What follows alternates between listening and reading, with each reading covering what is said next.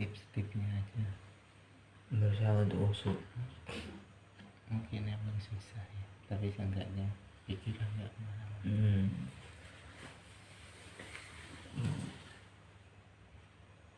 Kalau Imam Syafi'i ini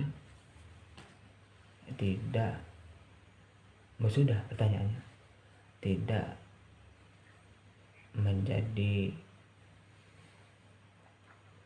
rukun, menjadikan rukun dalam sholat. Kalau imam-imam ini itu ada yang menjadikan rukun. Karena apa? Hikmahnya, karena khusyuk itu imam sulit. Karena khusyuk kan dari bahasa khusyah atau apa,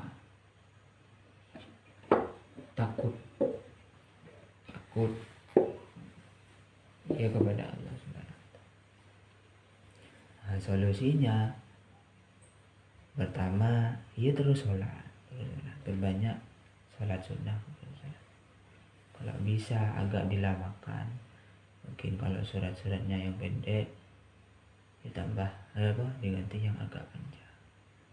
Biasanya yang sujud rukuk itu satu kali, mungkin subhana rabbiyal a'la wa bihamdi itu tambahi 3 kali. Sunnahnya kan 3 kali, lebih dari 3 kali tambah.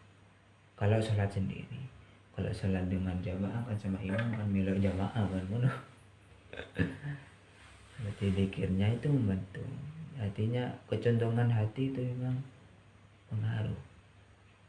Kecondongan hati juga itu mempengaruhi apa?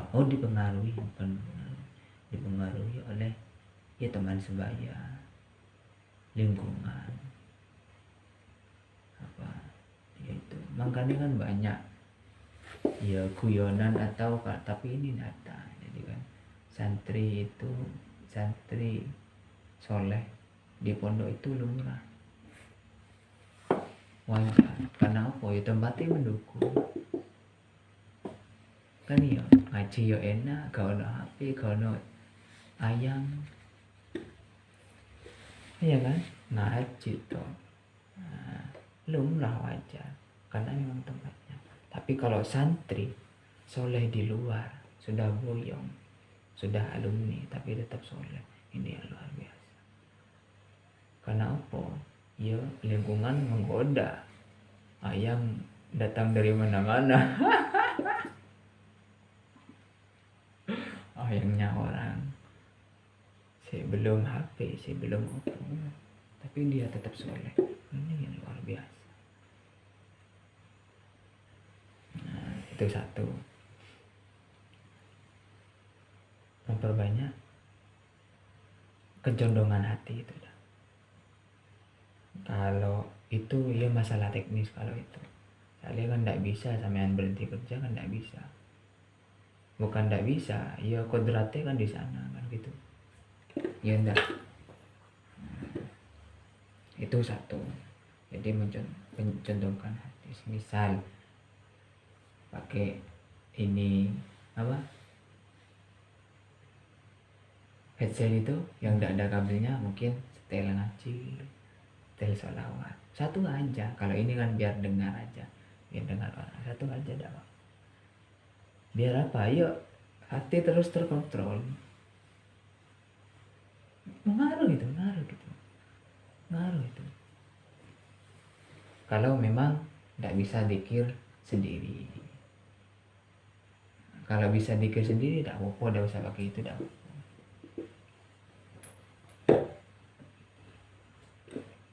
Misal ya apa ya yang secara otodidak itu, secara otomatis. Misal apa, kesandung, tuh kan ada yang gitu, mesti mungkin sampean pernah tahu tuh. Alhamdulillah, ya itu ya ditemukan apa secara otomatis itu ya ketika hal-hal mendesak kayak gitu. Artinya kecenderungannya sudah ke sana. Bisa dipastikan walaupun kita tidak bisa memastikan, tapi bisa dipastikan. Jadi hati itu memang perilaku itu ya gambaran dari hati. Dan hati bisa dipengaruhi oleh perilaku. Jadi itu mencenderungkan hati kepada zikrullah, mengingat Allah. Apapun itu bentuknya, percaya tidak apa bisa. Tapi harus analisisnya besar atau banyak. Misal ya mungkin niatnya atau apanya. Ya Allah, saya kerja ini niat mencari nafkah yang halal, kerja niat untuk membahagiakan orang tua, kerja niat untuk bekal nanti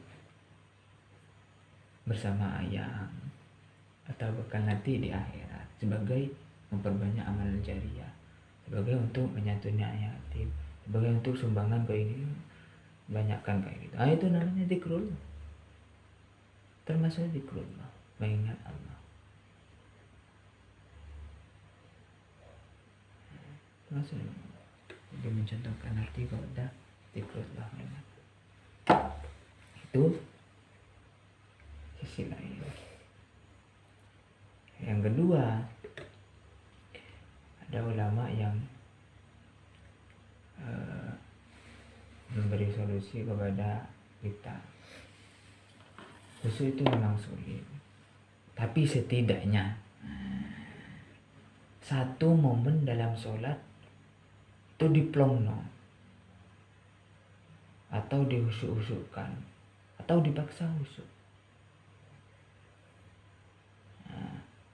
Momen terpas apa?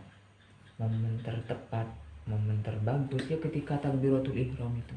Allah, itu kan yang lafadznya ini mulutnya ini bilang Allah, kan hatinya kan usolli kan gitu kan ya. Allah itu nek kompak khusus. Itu momen terpas. Momen terpas.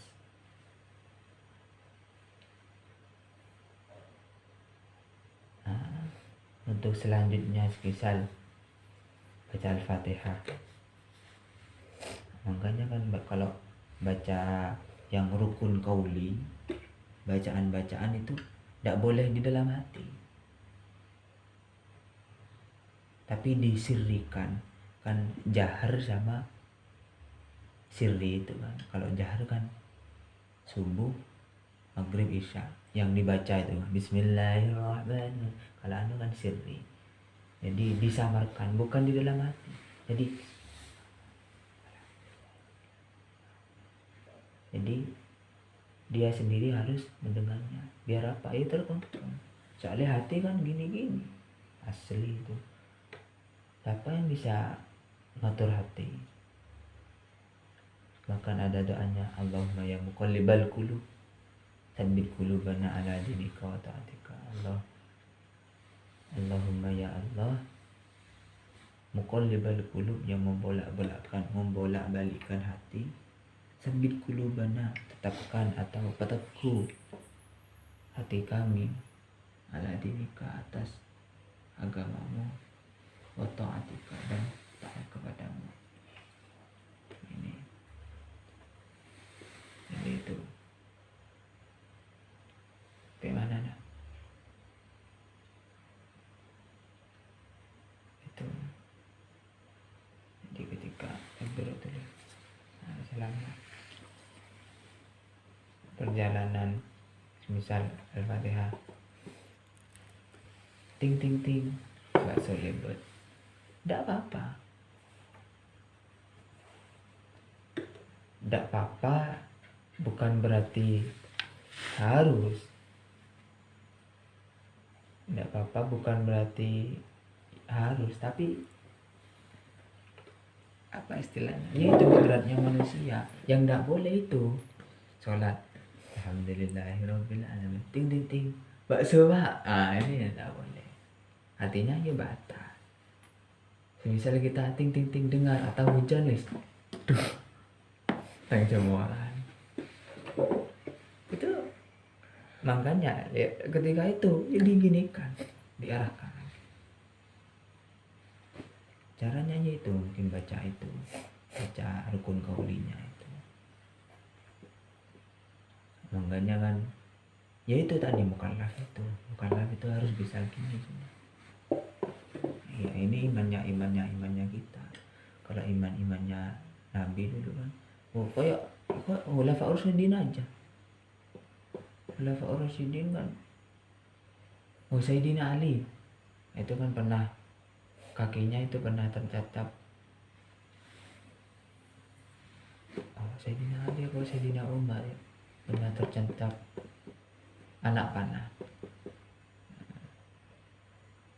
Beliau pesan nanti kalau saya ketika sholat itu anunya dicabut ya, anak panahnya.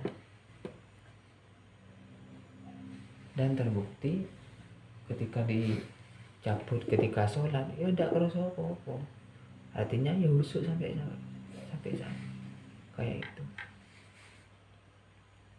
Jadi husuk ini wis tidak ada apa istilahnya, ya itu perasaan diri ya wis. Makanya kan itu kalau kita bahas wali majeduk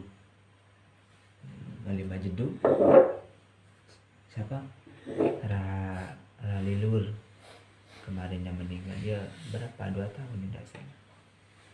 Kalau sekarang itu Habib Syekhon itu Habib Abu Bakar itu bukan gila, tapi jangan ditiru karena beliaunya bukan makomnya bukan syariat. Misal tidak pernah kelihatan sholat ya jangan ditiru karena makomnya beda. Dan biasanya beliau tidak ngajari apa-apa biasanya. Majeduk itu apa, diangkat alam bawah sadarnya kepada Allah Subhanahu wa Ta'ala. Jadi semuanya Allah. Tapi sih makan. Nah, yang tidak boleh, yang terlanjur, yang berlebihan itu sejarahnya siapa? Sesi Jenar itu sudah berlebihan, bahkan ajarannya itu apa manunggaling kaulah Gusti. Jadi aku dengan Allah sudah menjadi satu. Nah, itu yang tidak boleh, bahkan berlebihan. Jadi ini siapa yang berbicara? Allah. Ini siapa yang makan? Allah.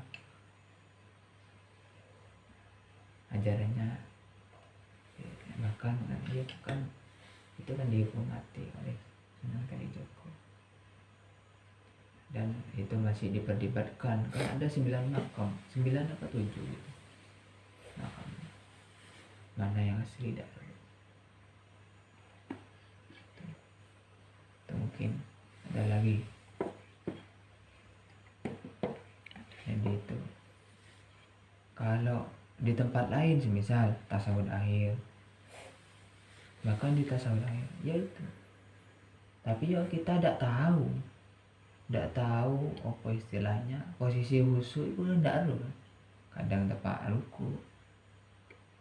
Nah, makanya ini juga keutamaan sholat berjamaah dengan sholat sendirian.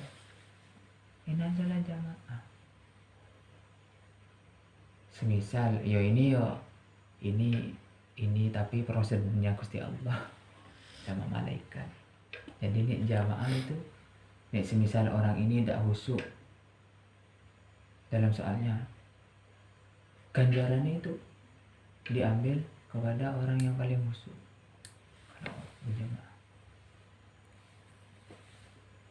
ganjarannya, dan itu 27 derajat. Nek salah dewean ya ketar ketir, ya nek usuk, nek tidak usuk, tapi ya berusaha usuk. Dan tapi ganjarannya cuma satu, itu loh, salah sendiri. Makanya kan ajarannya para kiai, walaupun tidak wajib, tidak fardu, kalau bisa ya salah aja.